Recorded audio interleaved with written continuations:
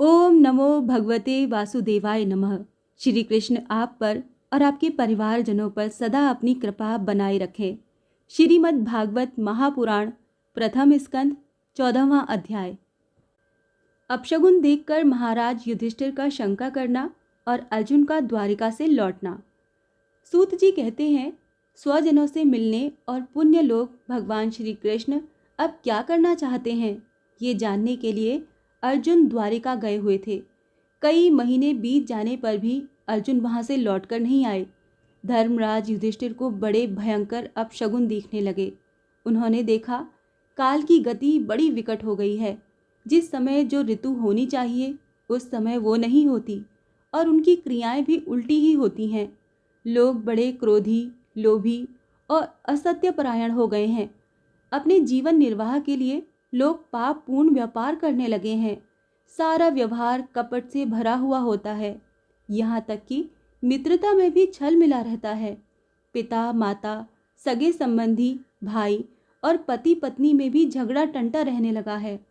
काली काल के आ जाने से लोगों का स्वभाव ही लोभ, दंभ आदि अधर्म से अभिभूत हो गया है और प्रकृति में भी अत्यंत अरिष्ट सूचक अपशगुन होने लगे हैं। ये सब देखकर युधिष्ठिर ने अपने छोटे भाई भीमसेन से कहा। युधिष्ठिर ने कहा, भीमसेन, अर्जुन को हमने द्वारिका इसीलिए भेजा था कि वहां जाकर पुण्य श्लोक भगवान श्री कृष्ण क्या कर रहे हैं इसका पता लगाए और संबंधियों से मिल भी आए।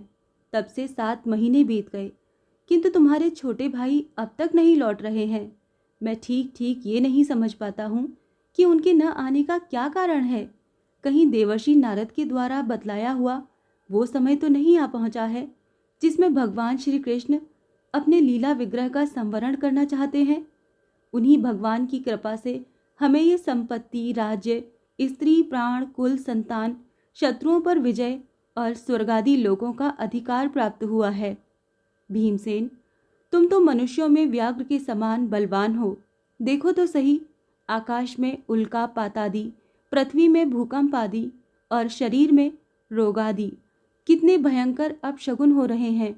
इनसे इस बात की सूचना मिलती है कि शीघ्र ही हमारी बुद्धि को मोह में डालने वाला कोई उत्पात होने वाला है।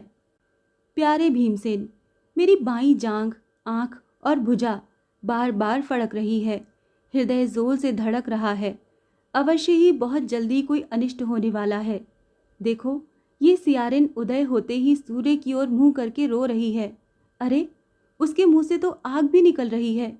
ये कुत्ता बिल्कुल निर्भय सा होकर मेरी ओर देखकर चिल्ला रहा है। भीमसेन, गौ आदि अच्छे पशु भी मुझे अपने बाएं करके जाते हैं और गधे आदि बुरे पशु मुझे अपने दाहिने कर देते हैं। मेरे घोड़े आदि वाहन मुझे रोते हुए दिखाई देते हैं। ये मृत्यु का दूत पेड़ुखी, उल्लू और उसका प्रतिपक्षी कौवा रात को अपने कर्ण कठोर शब्दों से मेरे मन को कपाते हुए विश्व को सूना कर देना चाहते हैं। दिशाएं धुंधली हो गई हैं। सूर्य और चंद्रमा के चारों ओर बार बार मंडल बैठते हैं। ये पृथ्वी पहाड़ों के साथ कांप उठती है। बादल बड़े जोर जोर से गरजते हैं और जहां तहां बिजली भी गिरती रहती है। शरीर को छेदने वाली एवं धूल वर्षा से अंधकार फैलाने वाली आंधी चलने लगी है। बादल बड़ा डरावना दृश्य उपस्थित करके सब ओर से खून बरसाते हैं। देखो, सूर्य की प्रभा मंद पड़ गई है। आकाश में ग्रह परस्पर टकराया करते हैं।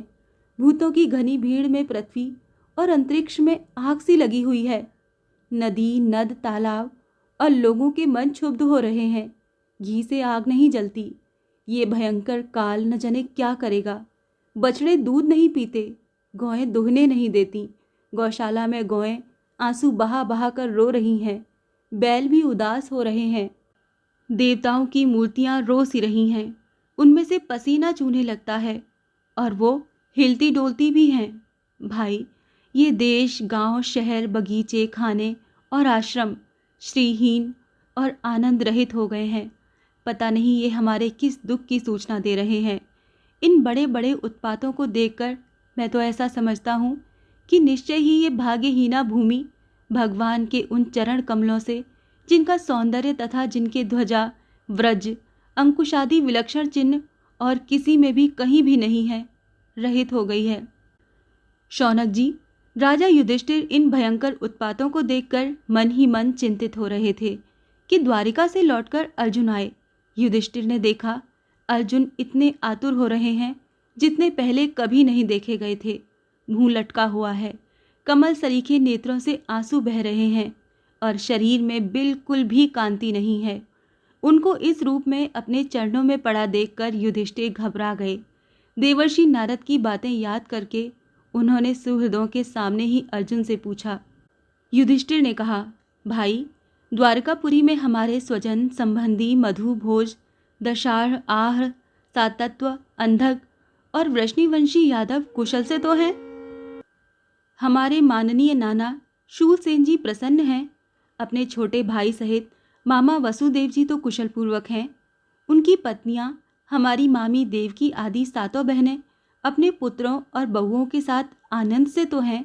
जिनका पुत्र कंस बड़ा ही दुष्ट था, वे राजा उग्रसेन अपने छोटे भाई देवक के साथ जीवित तो हैं ना। हृदीक, उनके पुत्र कृतवर्मा, अक्रूर, जयंत, गद, सारण तथा शत्रुजित आदि यादव वीर सकुशल है ना।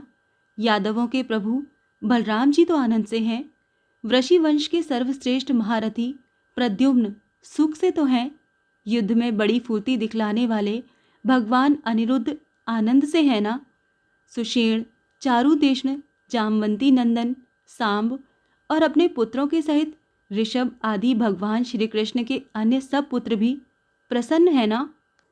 भगवान श्री कृष्ण के सेवक श्रुतदेव, उद्धव आदि और दूसरे सुनंद नंद आदि प्रधान यदुवंशी जो भगवान श्री कृष्ण और बलराम के बाहुबल से सुरक्षित हैं, सबके सब सकुशल है ना।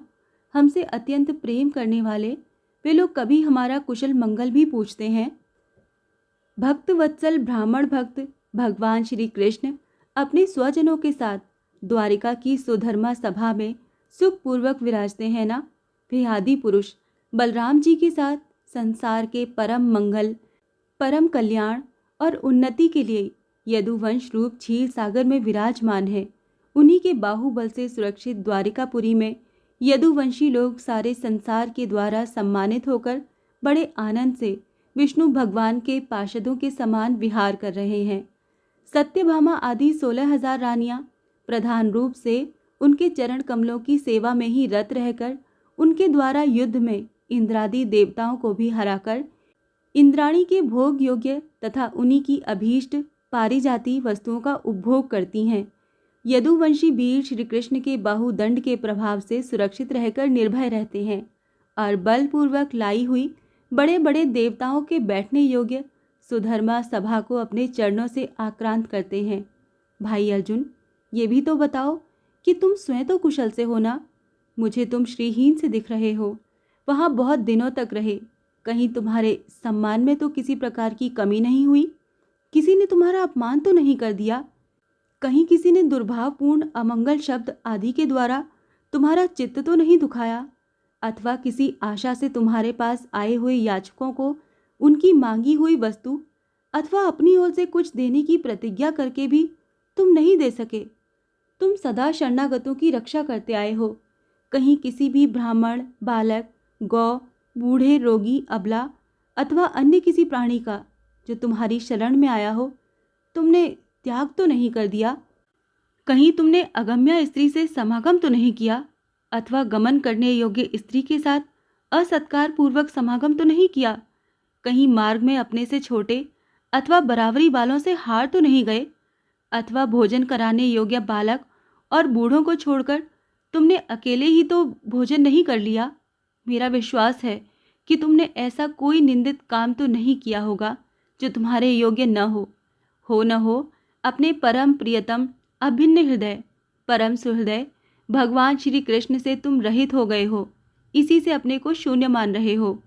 इसके सिवा दूसरा कोई कारण नहीं हो सकता जिससे तुमको इतनी मानसिक पीड़ा हो। श्रीमद् भागवत महापुराण के प्रथम स्कंद का 14वां अध्याय यहाँ समाप्त होता है। ओम नमो भगवते वासुदेवाय नमः।